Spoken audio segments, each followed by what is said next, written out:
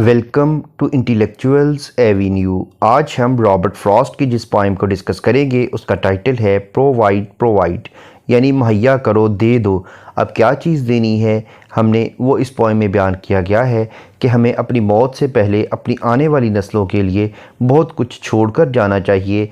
एक तो वो हमारी जो चीज़ें हमने जमा की होंगी वो हमारे बुढ़ापे में भी काम आएंगी और हमारी मौत के बाद हमारी आने वाली नस्लों के काम आएंगी।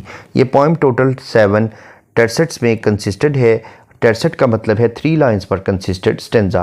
तो इस तरह से इस पोइम की टोटल लाइंस की स्ट्रेंथ है 21। पॉइंट कहता है द विच, वो बदरूह, वो जादूगरनी, दैट जो कि कीम आ गई, द विदर्ड हैग, वो एक कमज़ोर और बदसूरत किस्म की बूढ़ी औरत थी। टू वॉश द स्टेप्स, वो सीढ़ियाँ धोने के लिए आई थी। विद पेल, उसके पास एक बाल्टी थी। एंड रैग, और एक पुराना सा बोसीदा कपड़ा था जिसके साथ वो सफाई कर रही थी।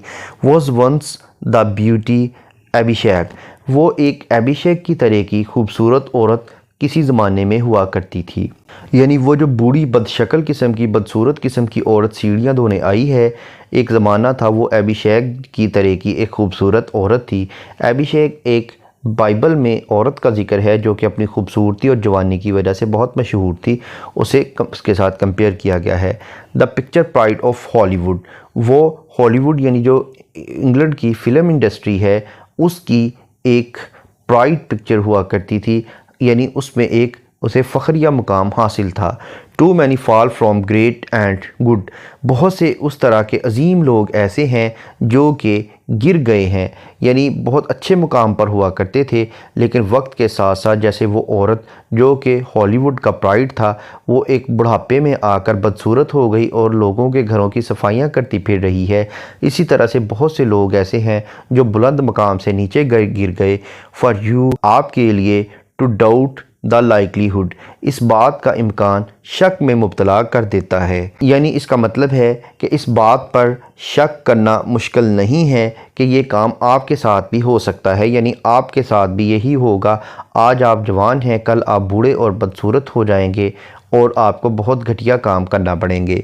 Die early and avoid the fate, इसलिए आपको चाहिए कि जल्द मर जाएं या अपनी तकदीर अपनी किस्मत को अवॉइड करें, इससे बच जाएं। और इफ़ प्रीडेस्टाइन्ड टू डाई लेट, लेकिन अगर आपकी किस्मत में लिख दिया गया है कि आपको जल्दी मौत नहीं आनी, यानी आपने बहुत देर बाद मरना है, तो फिर आपने क्या करना है, make up your mind to die instead. तो आप फ़ैसला कर लें कि आपने इस तरह की हालत में मरना है, यानी आप ये फ़ैसला कर लें कि आपने जैसे वो बुढ़िया का बुढ़ापे में हालत हुई थी उस तरह से नहीं मरना, बल्कि आपने एक अच्छी हालत में मरना है। उसके लिए आज से कोशिश शुरू कर दें। Make the whole stock exchange your own, आप पूरी की पूरी जो स्टॉक एक्सचेंज है यानी पूरी की पूरी जो माल दौलत की एक मार्केट है उसे अपने कब्ज़े में कर लें। यानी सबसे पहले तो आप रिच हो जाएं, अमीर हो जाएं, ताकि जितना भी आपके पास पैसे होंगे बुढ़ापे में आप उससे बहुत सारी सहूलतें और अपना इलाज ख़रीद सकेंगे। If need be occupy a throne, और अगर ज़रूरत हो तो किसी तख्त पर कब्ज़ा कर लें, यानी हुकूमत हासिल कर लें, ताकत हासिल कर लें। Where nobody can call you crone, जहाँ पर कोई भी शख्स आपको बुढ़िया ना कह सके, यानी बुढ़ापे में भी आपको कोई शख्स तहकीर ना कर सके, आपको हकीर ना समझ सके, घटिया ना समझ सके। और यह तभी मुमकिन होगा जब आपके पास 2 चीज़ें होंगी, एक तो आपके पास वेल्थ यानी दौलत हो और दूसरी ताकत यानी पावर हो। Some have relied on what they knew, कुछ लोग अपने इल्म पर, अपने नॉलेज पर भरोसा कर लेते हैं, यानी उस चीज़ पर भरोसा कर लेते हैं वो जानते हैं। Others on simply being true, और कुछ लोग सिर्फ़ और सिर्फ सच्चा होने पर ही भरोसा कर लेते हैं। What work for them might work for you, जो उनके लिए काम आया वो आपके लिए भी काम आ सकता है। यानी इसका मतलब है कि बुढ़ापे में आपके पास पहले 2 चीज़ों का जिक्र हो गया कि एक तो दौलत काम आएगी और दूसरी चीज़ आपके ताकत काम आएगी। अब वो कह रहा है कि आपका नॉलेज भी आपके काम आएगा और आपकी सच्चाई जो है वो भी काम आएगी, यानी जो आपकी अच्छी खुसूसियात है, सच्चाई से मुराद है कि जो आपकी अच्छी क्वालिटीज़ हैं वो भी आपके काम आएंगी। नो मेमोरी ऑफ हैविंग स्टार्ड, यानी माजी में जो आपने खिदमत सर अंजाम दी हैं, आप बहुत बड़े स्टार रह चुके हैं, इसकी कोई यादाश्त नहीं है। एटांस, जो कि कफ़ारा अदा कर सके। फॉर लेटर डिसरिगार्ड, बाद में इसका कोई रिगार्ड नहीं करता। यानी माजी में जो आपने कारनामे से अंजाम दिए थे उस वक़्त आपकी इज़्ज़त थी, लेकिन बाद में आने वाले वक्त में इसका कोई लिहाज नहीं करेगा, इसकी कोई इज़्ज़त नहीं करेगा। और keeps the end from having hard, और अगर आपकी ज़िंदगी में कोई मुश्किलात आ गई तो उस मुश्किल के वक़्त में माजी में किए गए अजीम काम इसका कफ़ारा अदा नहीं कर सकेंगे। Better to go down dignified, बेहतर है कि आप इज़्ज़त के साथ, वक़ार के साथ ख़ुद ही नीचे चले जाएं। विद बाउटन फ्रेंडशिप एट योर साइड, और ये ख़रीदी हुई जो दोस्ती है वो आपके साथ हो।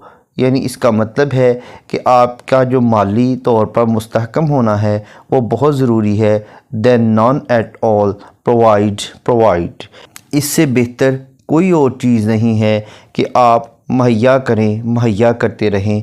इसका मतलब है कि आप अपनी ज़िंदगी में, अपनी जवानी में जब आपके जिस्म में ताकत हो तो आप अपने आप को माली सतह पर कुछ ना कुछ देते रहें, कुछ ना कुछ अपनी मालो दौलत में और अपनी तमाम एबिलिटीज़ में कुछ ना कुछ इजाफ़ा हमेशा करते रहें, अपने आप को कुछ ना कुछ देते रहें, ताकि जब आप बुढ़ापा आए, आप नीचे की तरफ जाएं तो आप इज़्ज़त और वक़ार के साथ जा सकें, आप ज़िंदगी की तमाम सहूलियात ख़रीद सकें। इससे आपकी ज़िंदगी का आखिरी वक्त बहुत अच्छा गुजरेगा। इस पोइम को पढ़ने के बाद अब हम आते हैं इस पोइम में यूज़ होने वाली लिटरेरी टर्म्स या फिगर ऑफ स्पीच की जानिब। सबसे पहले तो इसका मीटर आइम्बिक टेट्रामीटर है, यानी इसमें टोटल 4 आइम्बिक फीट हैं, यानी इसमें 8 सिलेबल्स हैं। पहला अनस्ट्रेस्ड और दूसरा स्ट्रेस्ड है। इस तरह से ऑनवर्ड्स ये सिलसिला चलता है। इसके बाद इसके तमाम स्टेंजास की सेम राइम स्कीम है, यानी ए, यानी हर स्टेंजा की तीनों लाइंस आपस में राइम्ड हैं। जैसा कि फ़र्स्ट स्टेंजा की फ़र्स्ट लाइन का लास्ट वर्ड है हैग, सेकंड का रैग और थर्ड का अभिषेक, यानी हैग, रैग और अभिषेक। इसी तरीके से सेकंड स्टेंजा में हॉलीवुड, गुड, लाइकलीहुड। नेक्स्ट है एंजॉयमेंट। एंजॉयमेंट का मतलब है कि अगर किसी लाइन को पढ़ने के बाद उसकी अंडरस्टैंडिंग डेवलप हो जाए तो ऐसी लाइन को एंड स्टॉप लाइन कहते हैं और इसे एंजॉयमेंट कहते हैं।